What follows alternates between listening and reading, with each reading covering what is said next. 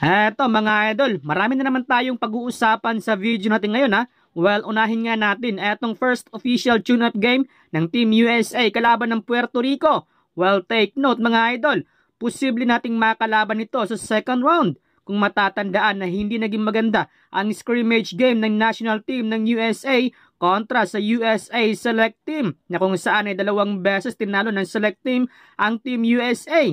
Present sa arena ang one-time gold medalist sa FIBA World Cup na si Kevin Durant. Well, tinalo nga ng Team USA ang Puerto Rico na kung saan ay umabot na rin sa 30 points ang kalamangan ng Team USA. Wala si Alvarado sa Puerto Rico dahil patuloy pa ito nagpapagaling sa ngayon. Sunod namang makalaban ng Team USA ang team ni Luka Doncic na Slovenia. Well, dito tayo sa ating Gilas Pilipinas mga idol ha. Eto, ang malaking katanungan ay kung mananalo nga ba ang Gilas Pilipinas sa FIBA World Cup ng at least 1 win? Well, na-assign nga ang Gilas Pilipinas sa Group A na kung saan ay makalaban nga ng Gilas Pilipinas sa unang round ang bansang Italy, Dominican Republic at ang bansang Angola. Sa 4 teams na kabilang sa Group A ay ang bansang Italy, ang top 10 sa Group A. Base sa FIBA World Rankings ay nasa pang number 10 nga etong bansang Italy. Big booster naman sa national team ng bansang Italy ang pagsalin ni na Utah Jazz player Simon Fontecchio, Nico Mannion at Nicolo Melli. Last season ay nag-average si Fontecchio sa Utah Jazz ng 6.3 points at 1.7 rebounds per game in 14 minutes of playing time. Habang malaking butas naman para sa Italy ang pagkawala ng current Washington Wizards player na si Danilo Gallinari. Out nga ngayon sa FIBA World Cup si Gallinari dahil patuloy pa ito nagpapagaling sa ngayon.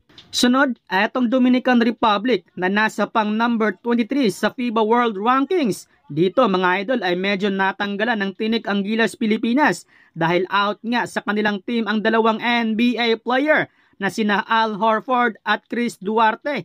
Pero sa kabila ng pagkawala ng dalawang ito ay focus sila ngayon sa Timberwolves superstar na si Karl Anthony Towns. Ang disadvantage lang dito kay Karl Anthony Towns ay huling naglaro. Etong 7-footer Karl Anthony Towns sa FIBA ay noon pang 16 years old pa lamang ito. Though sa kabila ng mga injury nito last season sa NBA ay nag-average pa rin ito ng 20.8 points, 8.1 rebounds per game. Aside kay Towns ay may isa pang babantayan ng Gilas Pilipinas at posibleng maka face-to-face ni Clarkson na si Lester Quiñones na patuloy na umangat ngayon ang kanyang stats sa NBA Summer League.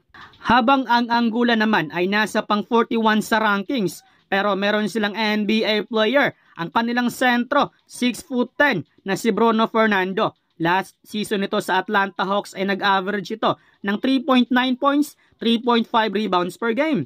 Bukod kay Fernando ay kabilang sa lineup ng Angola ang mga African veteran player tulad ni Cheldy Dundao, Gerson Domingos at Gerson Goncalves. Well, sa Gilas Pilipinas naman ay meron na lamang 16 players ang natira sa ating Gilas team at pangungunahan nga ito ni Utah Jazz star Jordan Clarkson.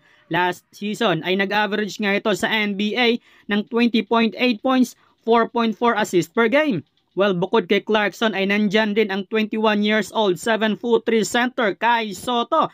Sa qualifying tournament ng Gilas Pilipinas ay nag-average nga ito ng 13.3 points, 9.3 rebounds per game. The Hiroshima Center ay naglaro na rin sa NBA Summer League sa kupunan ng Orlando Magic. Bukod sa dalawang player na ito ay malaking tulong din sa Gilas ang patuloy na improvement na pinapakita ni na Junmar Fajardo at AG Edu. Kasama dyan sina Renz Abando, Japit Aguilar, Jamie Malonzo, Chris Newsom, Calvin Oftana, Bobby Ray Parks Jr., CJ Perez, Roger Pugoy, Kiefer Ravena, Dwight Ramos, Terdy Ravena at Scottie Thompson.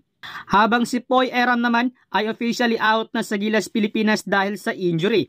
Now the question here is, may chance ba ang Gilas Pilipinas ng manalo ng at least 1 or even kaya ba nila makapush sa second round para sa ticket for Olympics?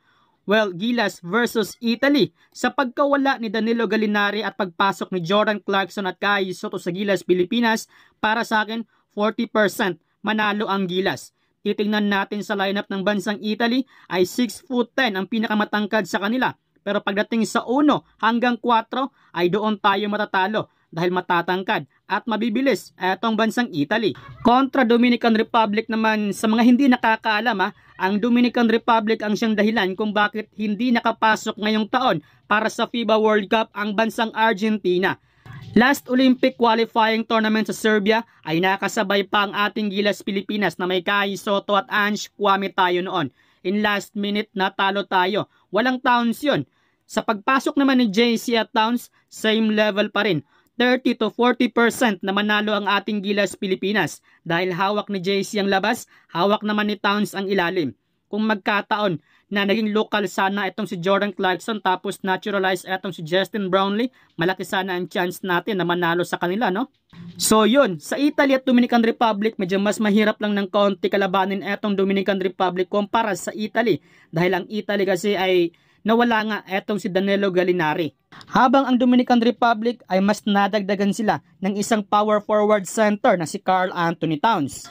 Sa Angola naman, 70% mananalo tayo dito dahil makakasabay tayo sa tangkad ng kanilang mga players dahil meron tayong 7-footer at 6'10". Disclaimer lang mga idol opinion ko lang to pero kung may mali, comment lang kayo dahil may kanya-kanya tayong pananaw. Well, ako, ang take ko dito is Gilas preparation for the coming World Cup, back on track. Pwede.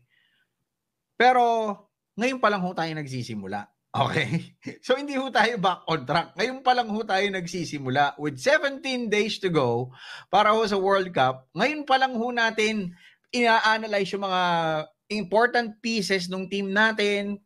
Ngayon pa lang ho natin sinusolusyonan yung mga problema natin, 'di ba? Wala pa nga ho tayong point guard, wala tayong shooter, wala pa ho tayong big man, no, na may experience. So, yung pong paglalaro natin diyan po sa China, pwede na magandang gauge po 'yan, pero we could have done it like 6 months or 7 months or 8 months ago. Ito po, ayoko magpaka-negative Ako kasi kaya ho namin 'to ginagawa. Wala naman akong magsasalita 'di ba?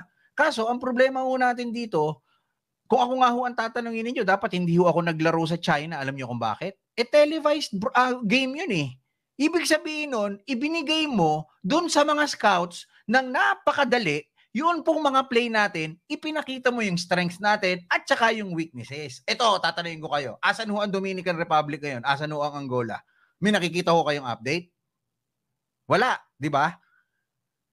Yun ang ano ho dito, talagang delay na ho yung preparasyon natin. Kaya naman po pala natin buuin. Kaya naman po pala natin dalhin agad dito si Jordan Clarkson. Ba't hindi pa ho natin nung araw ginawa?